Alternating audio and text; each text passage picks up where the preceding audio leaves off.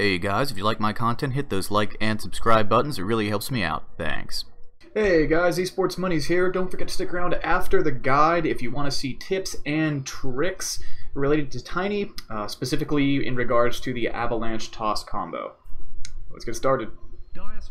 Hey guys, Esports Money's here, and welcome to my guide to jungling Tiny in patch 7.06F. God, the post-DI patch, man, it's always got way too many letters. Okay, so first, before I really get into the meat of the guide, it's pretty simple mechanically, but I just wanted to touch on a few Tiny facts. So Tiny is a pretty interesting hero. He's kind of like, I don't know, who's someone that just kind of got maybe Coddle? I don't know. A hero that's been consistently buffed for a very, very long time, consistently and very quietly buffed, because he kind of sucks today, and he kind of suffers from what I call anti-mage syndrome, which is when the hero just used to be really, really, really good, and is no longer, like, that good anymore. He's pretty darn lame these days. He had a 45% win rate in patch 7.06E, and now he's jumped up to about 47%. He's jumped about 2 full percentage points, close to 2, in the change from 7.06E to 7.06F. So with that little buff on his toss, so basically toss now scales in mana cost just by having the same other features at every level. Instead of being 120 mana at all levels, it now starts at, it now goes 90, 100, 110, and 120, so it's scaling now. So he's been buffed a good bit. He's a relatively interesting hero for a lot of reasons. He was the hero that all of the pro players spammed when they wanted to dominate the mid lane and then snowball into being an incredible, unstoppable late-game carry. And he was kind of like this for many, many, many years. The early years of Dota 2 were dominated by Puppey. If you go back to Sing Sing especially, Dendi, all of these players really enjoyed Tiny back in the day. So, Tiny also has a pretty high strength gain, so like he's consistently being buffed. His level 10 talent, they increased his intelligence bonus from 10 to 12. Now he's up to, I want to say, what is he up to now? He's up to 14, and strength has been buffed from 6 to 8. So you can choose between 6 strength and 10 or 14 intelligence at level 10. He just keeps getting stats bonuses left and right. His strength gain was buffed from 3 to 3.3 in patch 7.06. His grow used to have, or his grow now increases your craggy exterior proc chance, and back in the day before 7.00, craggy exterior actually scaled up with every point that you put in craggy exterior. Now craggy exterior is 25% chance to proc at all levels. So the hero's gotten buffed a lot, and this is mostly, it's not due to design changes as much as the hero's losing really, really badly and needs a win. So he's been buffed pretty thoroughly. His increase from a 3 strength gain to 3.3 has moved him up to the 7th highest strength gain of any hero in the game, and his base strength is not bad either. His base strength is the 3rd highest in the game at 26, tied with Doom and 3 lower than Spirit Breaker. Goes along with the Spirit Breaker thing of having high base stats and low growth. So anyway, skill build for this guide is pretty straightforward. You're going to be getting a point in Avalanche at level 1, and you're going to be getting a point in your Craggy Exterior at level 2, and then you're going to max Toss first. So why are we maxing Toss? So we've already been over that Tiny's Toss has been pretty thoroughly buffed, and in addition to his Toss being pretty thoroughly buffed, he does more damage. Typically speaking, at the lower levels, he does more damage with the Toss.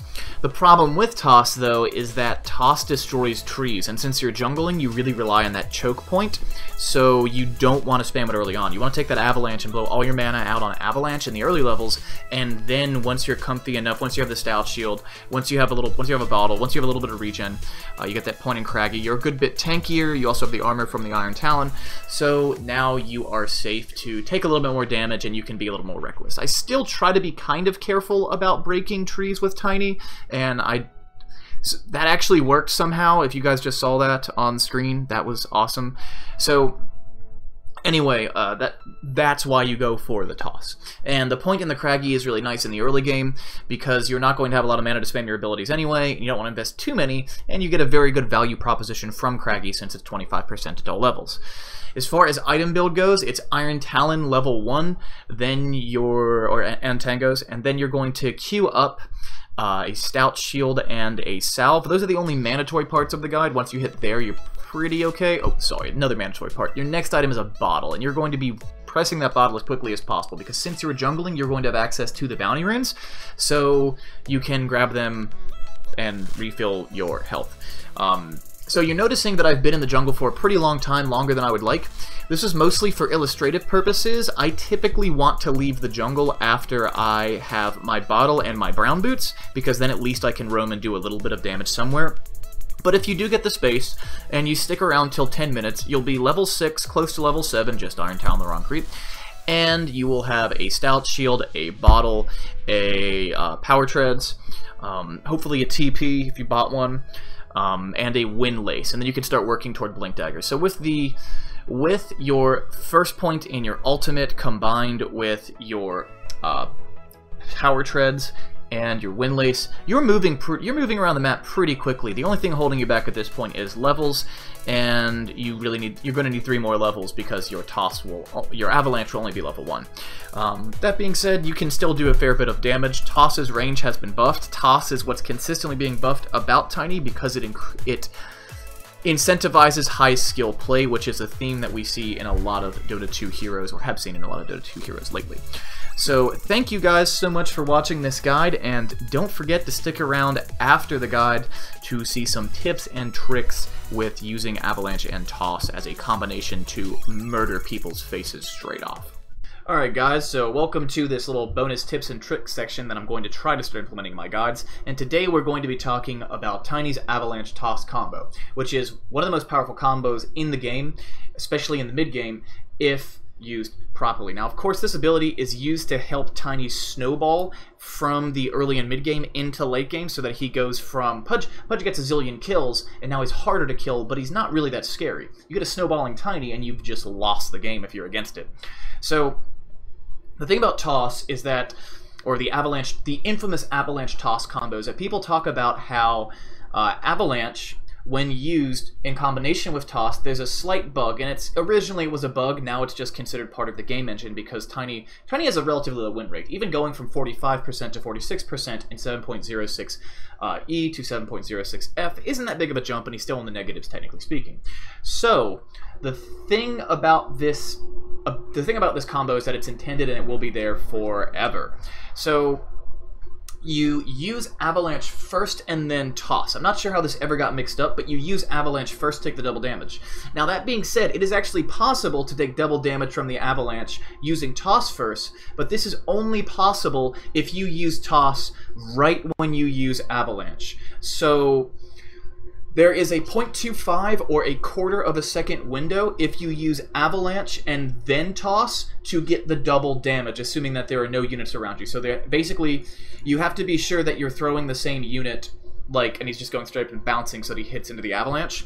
So assuming all requirements are met, if you Avalanche Toss, the window between when you use Avalanche and when you use Toss is a quarter of a second.